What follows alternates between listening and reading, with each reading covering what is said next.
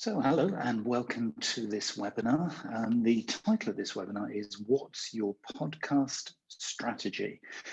So I'm Neil Wilkins and I'm going to be taking you through the concept of podcast, what it means, how you can integrate it with your business communications, and in essence, really, why now is the best time to really start to think about this and to put this as part of the activities that you're doing so you can really start to get some value from this as a concept. So let's begin with what is a podcast. Now, I think for most of us, we really understand a podcast, what it is, and we've seen and heard and listened to many podcasts, I'm sure, because as we'll see in a moment, the trend is towards growth, huge, rapid growth in podcast consumption, but also podcast publishing. So there's a lot of people doing this, a lot of people making lots of noise out there. And we need to explore why and how you can build a podcast strategy. At least this is one way of doing it to increase and enhance your marketing communications. So the definition of podcast is that it is, and I'm going to quote this in full, and then I'm going to explore some of the words within this quote, because it's important that we understand the essence of the podcast so that we can position it correctly. So this quote is, a podcast is an episodic series of spoken word digital audio files that a user can download to a personal device for easy listening. Streaming applications and podcasting services provide a convenient and integrated way to manage a personal consumption queue across many podcast sources and playback devices. Okay, well, that sounds a big, hefty sort of definition, but actually within that, there are a lot of subtle clues and cues as to why we might start to get interested in this for our marketing.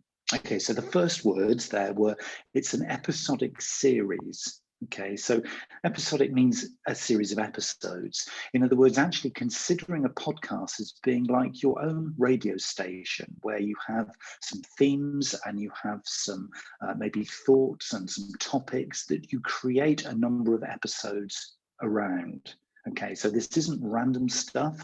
This isn't just for promoting and for selling. This is actually creating some really interesting, maybe thought leadership topics that you can create some episodes. In other words, spread them out across a number of different podcasts within your program.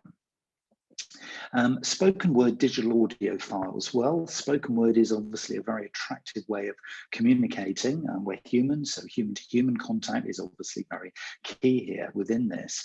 So spoken word digital audio files, and we'll look at the different types of spoken word that we can actually put in here. In other words, what's our content strategy within our podcast strategy? Downloading to a personal device for easy listening. One of the key reasons for the significant growth in podcasts of late is the ubiquity of personal devices that we take around with us everywhere, our smartphones. And smartphone consumption of podcasts is really the main reason, one of the key reasons why this is just one of the most convenient ways of consuming content. And of course, it's streaming applications and podcasting services giving you a convenient and integrated way to manage the consumption of these podcasts. In other words, you can choose, it's on your terms as a consumer of podcasts, but also as a publisher. You can choose where these go. So you can host your podcast on your own website, or you can push it out through a number of different podcast channels like Apple Podcasts and Google Podcasts and now Spotify. And we'll talk a little bit about those in a moment. So there's the convenience thing. There's a way of kind of integrating podcast within your target audience's daily activities. You know, you don't have to stop and read something. You don't have to spend time watching a video. You can integrate this and integrate the experience of your podcast, this series of episodes within your marketing content strategy, and they can consume them at a time and a place that's convenient. So when they're driving, when they're doing their housework, when they're out on a run, wherever they might be. So this is a hugely convenient way of keeping in contact with your audience. So who is the audience? Who's actually consuming podcasts? Well, there's a load of current data here that just shows that now is the time. If you're not already doing this, this is a really interesting and positive time to be using podcasts as part of your strategy. So who is this going to be? Who's actually listening to podcasts and who's actually, making the most of them? Well, 18% of UK adults, so almost 1 in 5, listen to podcasts on a weekly basis. So this is a very, very awake, aware, and engaged audience. 56% of 12 to 34-year-olds listen to podcasts monthly. So that's half of people who are active digitally and under 34 years old are listening to podcasts every month on, of course, a whole variety of different topics. And interestingly, only a quarter of 55-year-olds or older are doing the same. So this is a predominantly young to kind of middle-age or approaching middle-age audience. An older generation is not consuming at the same kind of rate. So if we say that, okay, there's a bit of a sign as to, does this align with your target audience? Maybe it does, maybe it doesn't, but there's more opportunity in here. Active podcasts are around about a third of all podcasts now. And that was 60% of podcasts, almost 2/3 at the back end of last year of podcasts were active. And that's dropped to only just over a third of podcasts. In other words, the podcasts that have kind of survived on an active basis are really the ones now that are being consumed by this really hungry audience. But a significant number of people are no longer active in their podcasts. So they still exist, but it's really, really sort of honed in on the podcasts that are adding great value. The number of episodes consumed by these active listeners is around about 8 episodes per week. So if you can tap into somebody who's interested in podcasts, they are going to consume your podcast. 8 episodes per week, the average consumed by people who listen to podcasts. And how long are they spending? Well, if you are looking at the average amount of time, if you like, and the length of a podcast, nearly a third of podcasts are somewhere between 20 and 40 minutes long. Now, when you think about the amount of engagement you have of even active people as they come through to your website, reading content, looking at pages, how long are you thinking about here? 3-4 minutes, maybe? This is incredibly long. This is real engagement.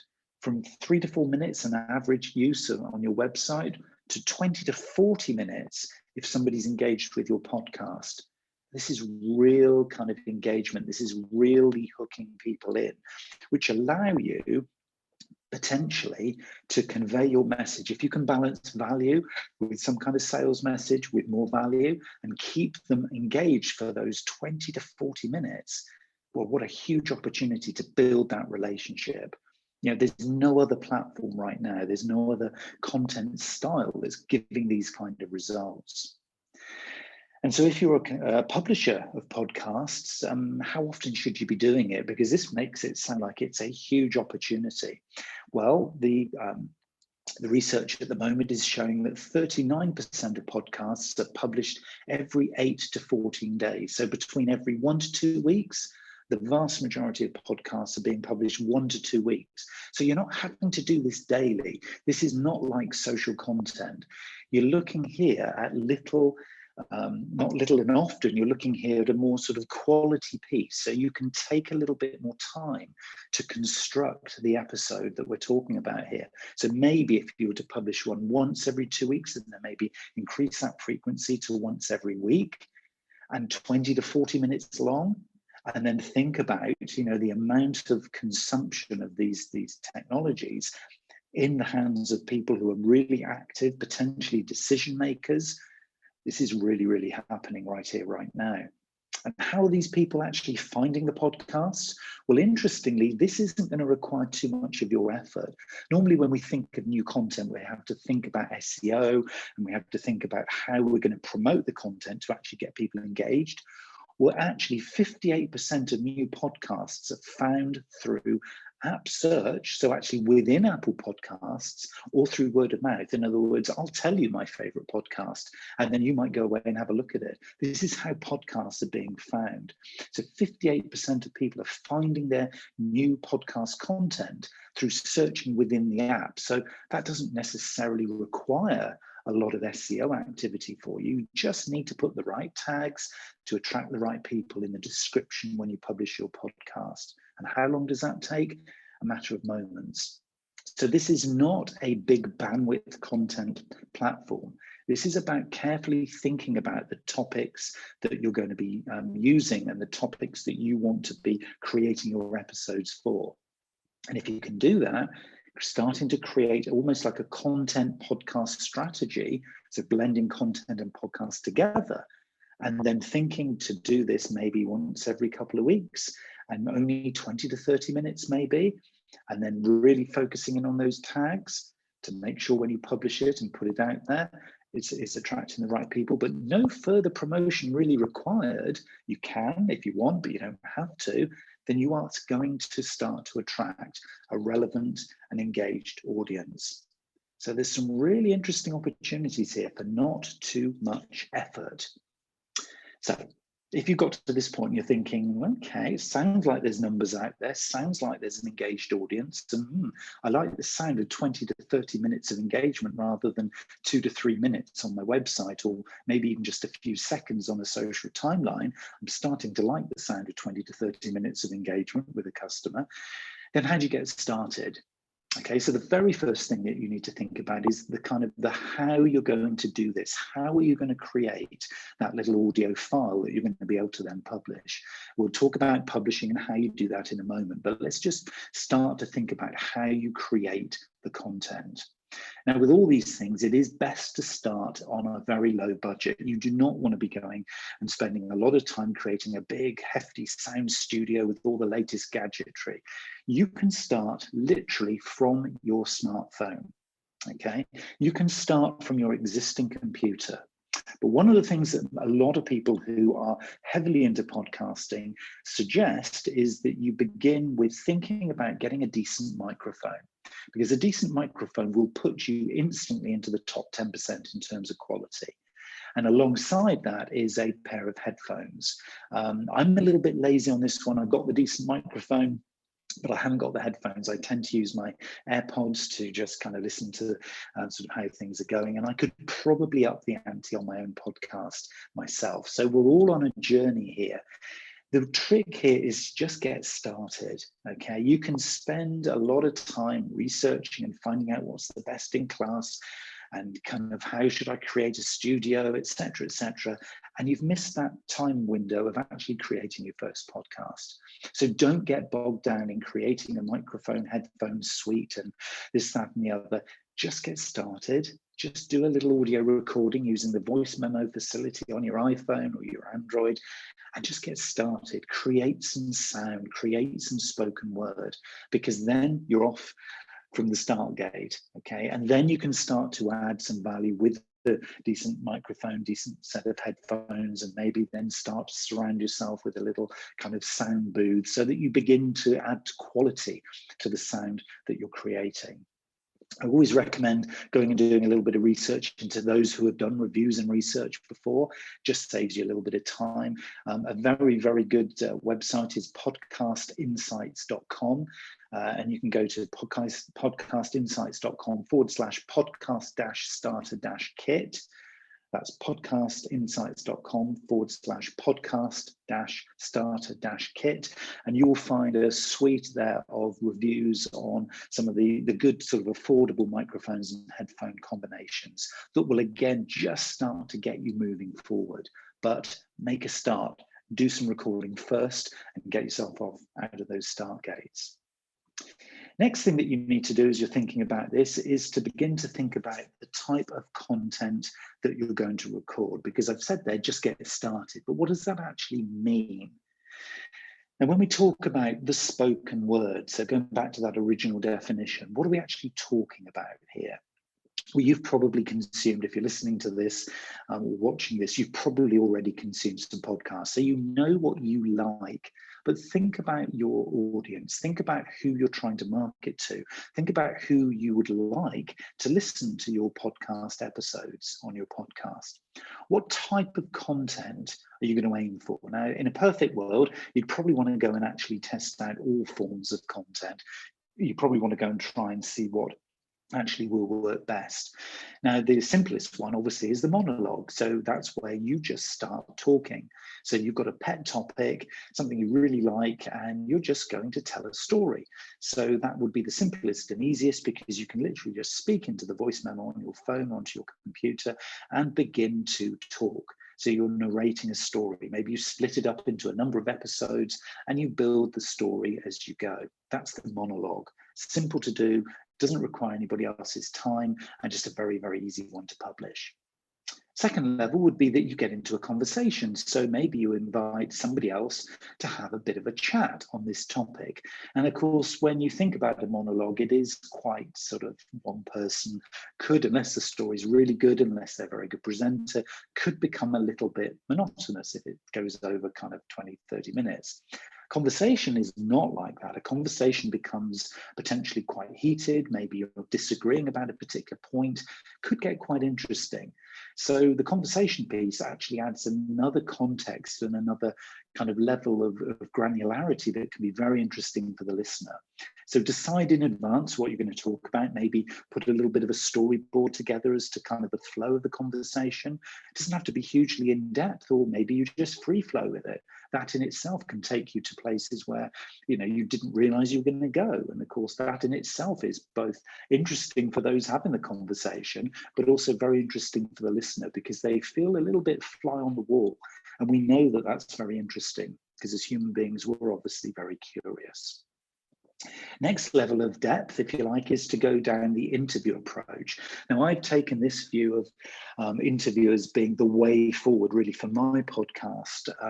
It does require, obviously, getting diaries together with the people you want to interview, making sure that you're actually talking to somebody who can actually hold a good conversation and isn't going to give you sort of one-word answers, and will actually get into a bit of a flow, maybe challenge some of the questions, not necessarily always be a good guest, but to actually, kind of have a sort of a Q&A, if you like, with them. And again, if there's a particular topic, and this is very on topic with your broadcast, this could also be a very interesting thing for your listeners. So we're kind of building here the depth and the breadth of the quality of the content. Then it could get very interesting if you wanted to expand that out to something like a roundtable discussion, or maybe a panel interview, where you invite people in almost as a sort of a mini conference into your podcast. Now, obviously, the more people you get into this, the more you probably would want to maybe do a rehearsal or double check with them in advance that they've got a nice quiet surroundings, because you want to keep people on mute if they're not talking, and just kind of really be a good host, if you like, good facilitator of the conversation.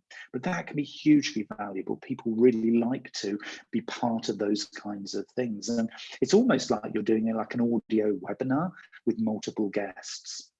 And of course, if you are already doing other types of content, so if you're publishing video content, that can be, obviously it's pre-recorded potentially, so you can then strip out the audio and there's your podcast.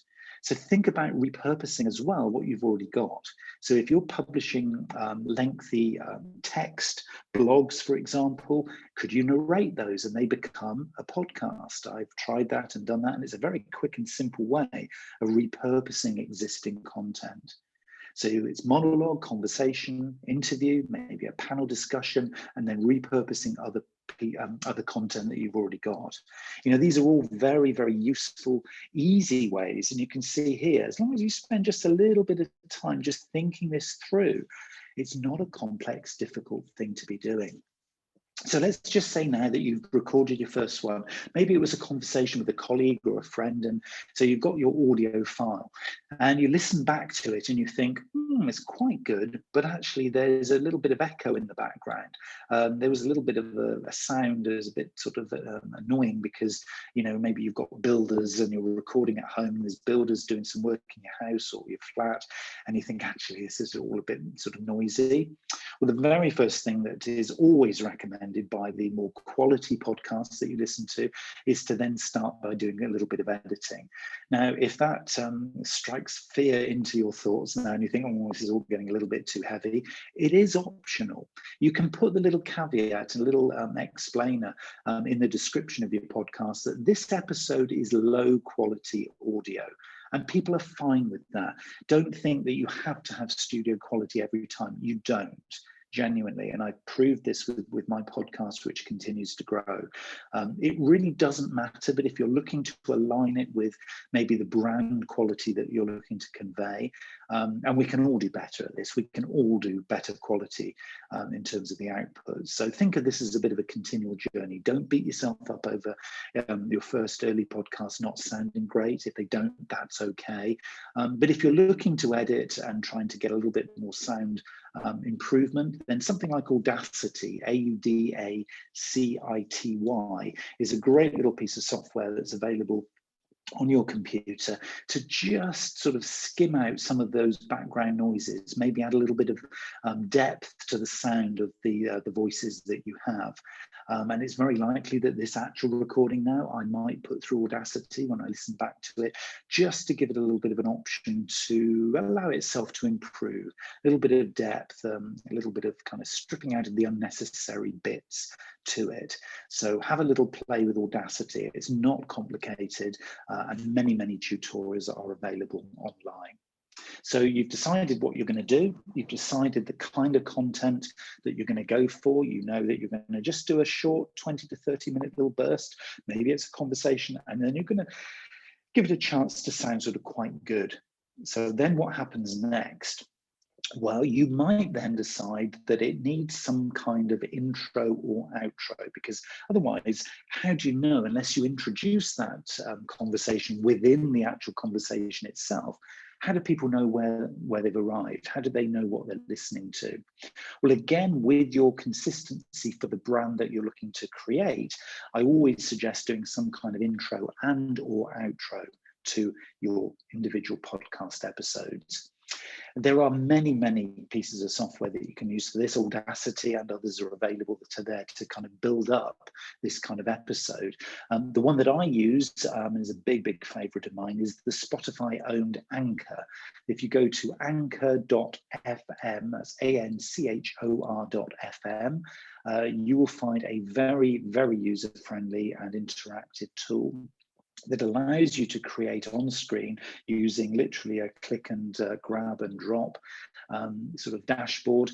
You can create an episode. So your file that you've recorded either on your computer or on your phone, you can literally just click and drag into Anchor when you click on new episode, and it allows you then to top and tail that again by clicking and dragging some pre-recorded music. You can do a little pre-recorded voiceover on top of that pre-recorded music. You can bring in your own musical soundtrack. You can have the music running behind the actual conversation. So maybe there's a little bit of a background piece. Again, that can take away some of this background echo and noise, because people then focus in on the sound and the music plus the voice rather than listening to what's going on in the background.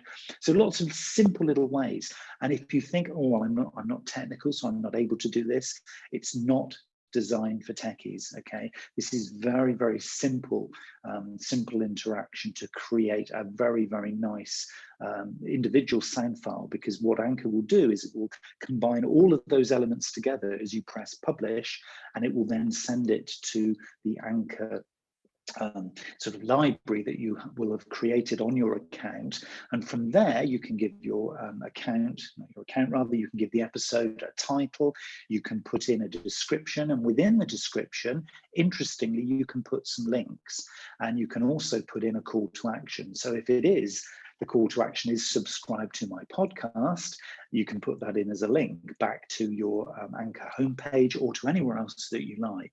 It could be back to your Apple Podcast page or wherever you fancy.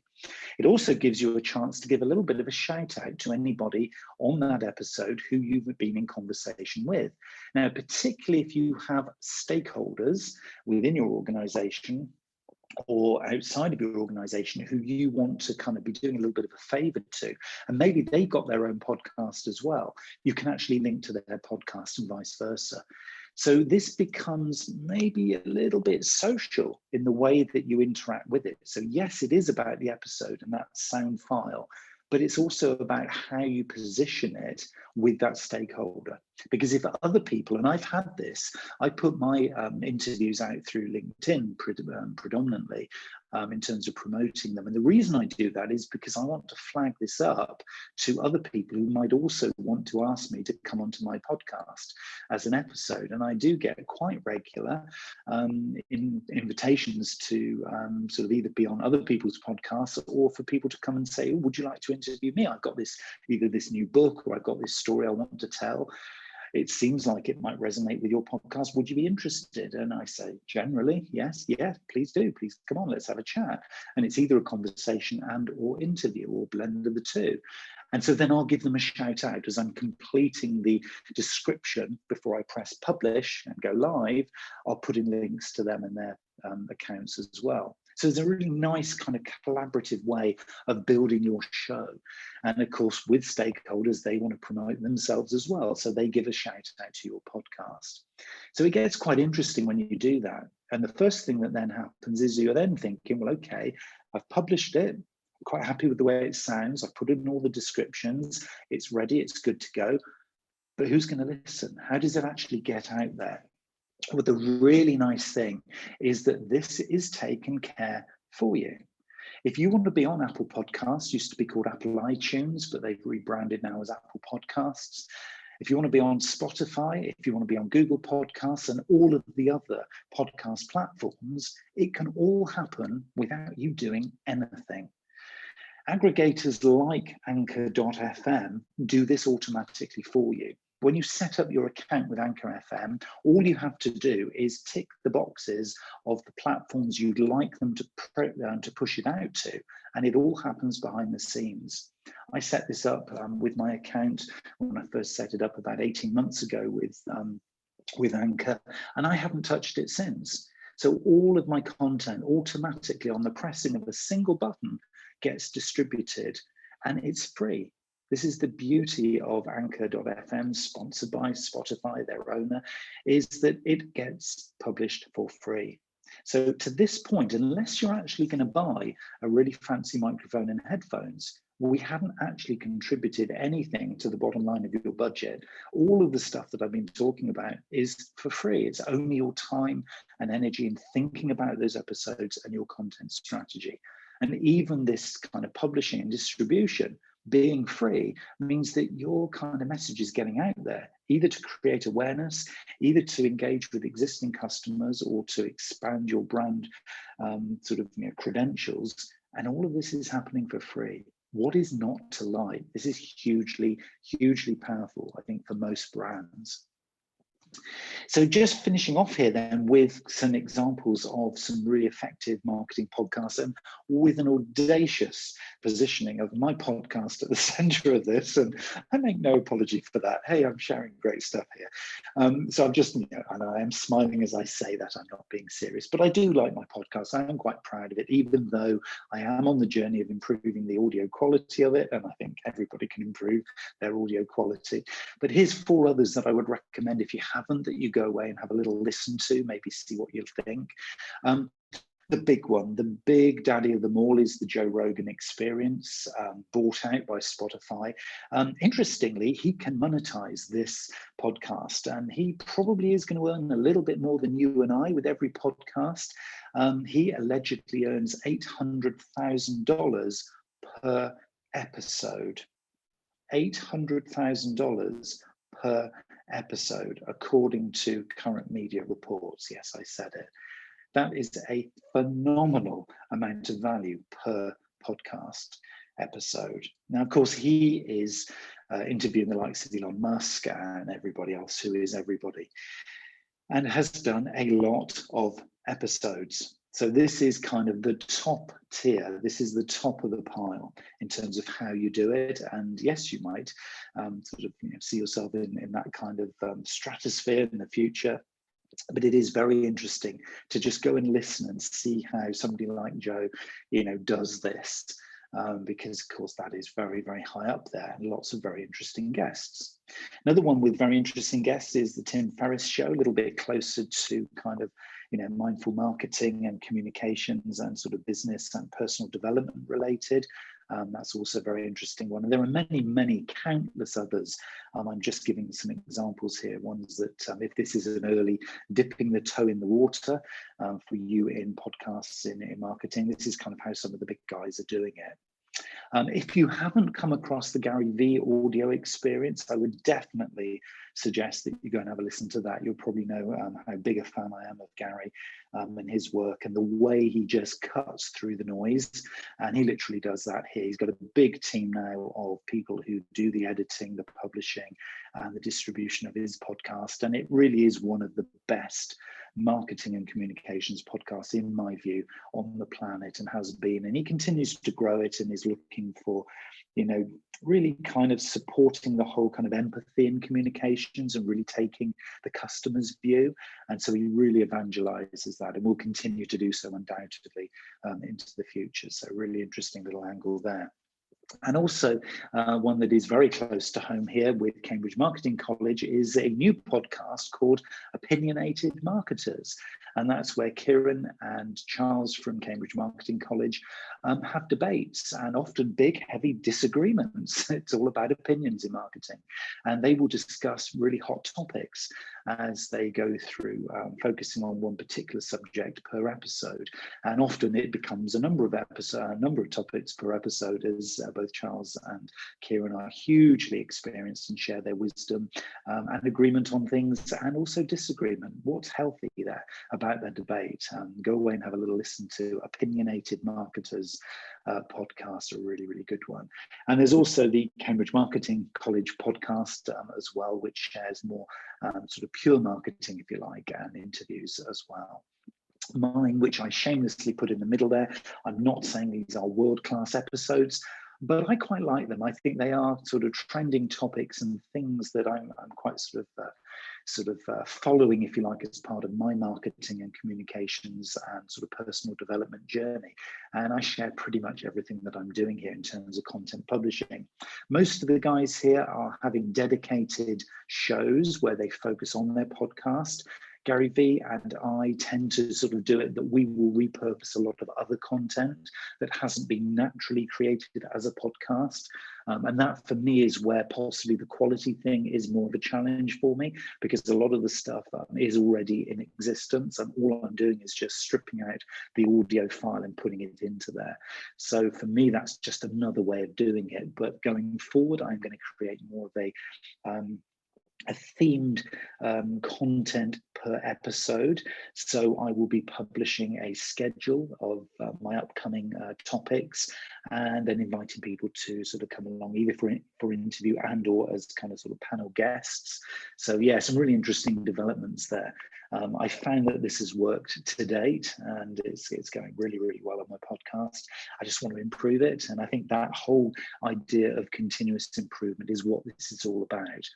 I think when we look at some of these big players, Joe Rogan, Tim Ferriss, Gary V, we always think, well, my goodness, these guys have been doing this for a long time. They're kind of really kind of the benchmark of how to do it. And well, if I can't hit that target, that kind of level, then it's not worth me doing it. That is fundamentally not the case.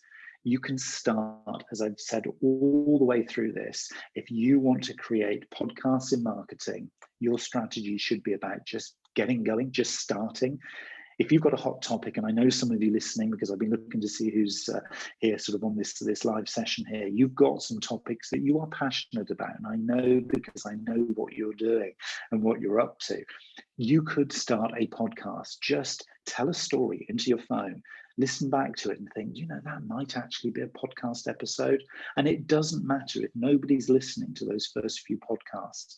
This is about getting started. The hardest thing is doing that first podcast. Once you've done it, things will flow. There's something beautiful about the energy that flows once you've done your first one. But as we all know, getting started is the hardest thing. So build the momentum by getting going.